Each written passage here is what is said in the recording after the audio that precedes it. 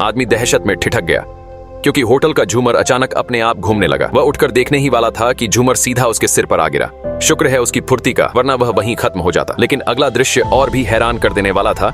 झूमर की जगह अचानक 2 लड़कियां खड़ी थीं। उन्होंने आदमी को बताया कि अगर उसे इस अजीब होटल से बचकर निकलना है तो उसकी एकमात्र राह उनके कमरे से होकर ही जाती है। मगर बिना किसी सबूत के ऐसी बात आदमी भला कैसे मान लेता? पर हालात ऐसे थे कि बाहर निकलने का कोई और रास्ता भी नहीं था।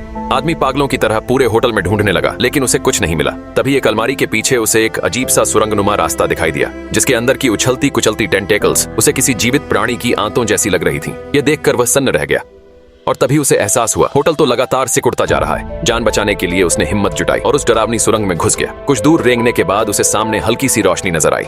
उसे लगा शायद अब मुक्ति मिल जाएगी, पर जो दृश्य सामने था उसने उसका खून जमा दिया। वह रोशनी असल में एक रहस्यमयी जीव के विशाल भ्रूण से आ रही थी।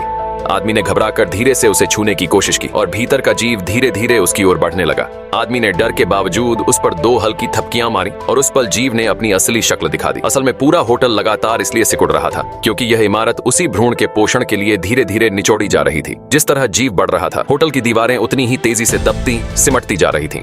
अचानक भ्रूण के भीतर का जीव बेकाबू हो उठा।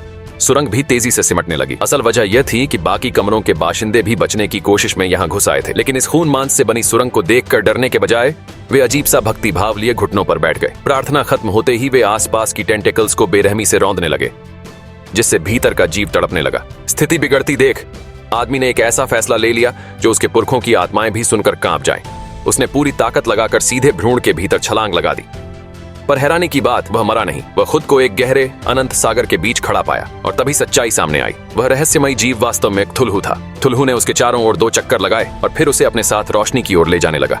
और यहीं वीडियो समाप्त होता है।